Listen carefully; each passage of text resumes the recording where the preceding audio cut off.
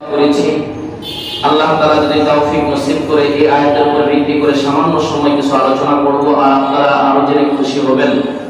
আমার নবীর দেশের লোক আমাদের মসজিদে আগমন করেছে, আলহামদুলিল্লাহ।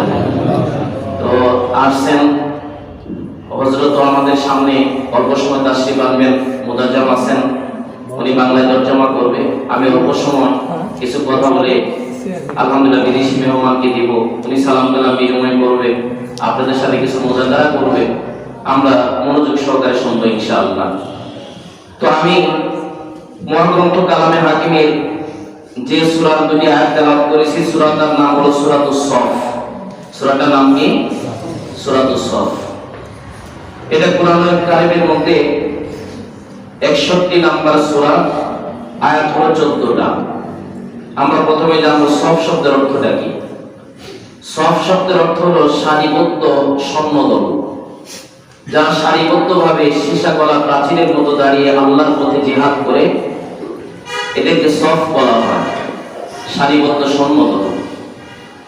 এই কালাম যিনি তেলাওয়াত করবেন, কিন্তু দুঃখের বিষয় আমি কিছুক্ষণ আগে আমাদের ডিসিআর সাহেবের সঙ্গে আলোচনা করলাম যে আমরা মসজিদে 4 জন স্টাফ, কিন্তু আমার মুসল্লিরা কালামে হাকিমের তেলাওয়াত করতে পারবে না। এটা আমার কাছে কেমন জানি লাগে, আমি একা একা চিন্তা করি, আপনারা ভাবেন বা না ভাবেন।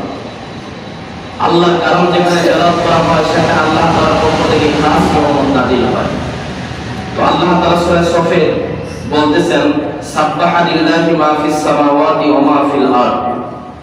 আসমান আর জমিনের মধ্যে যা কিছু আল্লাহ পাক সৃষ্টি করেছেন, আমরা দুই চোখে যা কিছু দেখি বা না দেখি, যে সমস্ত সৃষ্টিগুলি বড় বড়, এগুলি আমরা চোখ দিয়ে দেখি।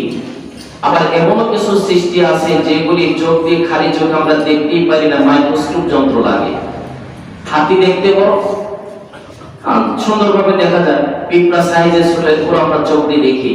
কিন্তু এমনও কিছু কিছু প্রাণী আছে যেগুলিকে চোখ দিয়ে দেখা যায় না, এগুলি কে বানিয়েছেন? আল্লাহ তাআলা বানিয়েছেন। তো আল্লাহ তাআলা বলতেছেন, সাব্বাহা লিল্লাহি মা ফিস সামাওয়াতি ওয়া মা ফিল আরদ।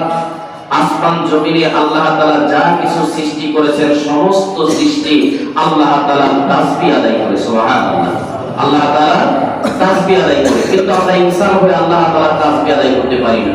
সামান্য সময় জিকির করবো, এই সময়টুকু আমাদের হয় না। নামাজ পড়বো, এই সময়টুকু আমাদের হয় না। আগে আমরা দেখেছি, ওই খেতে যখন গামলা পাঠানো হয়েছে, ধান গাছছে, আর সকলে সুর মিলায়া গান গাইছে। আসলে এরকম গান গাইছে। আচ্ছা, গান যখন গাইছে, আবার গানের বোঝা যখন মাটির মধ্যে রোপণ করেছে, কাজের তো কোনো ব্যত্যয় ঘটে নাই, কাজেরও কোনো ক্ষতি হয় নাই, কিন্তু জবান দিয়ে গান গাইছে।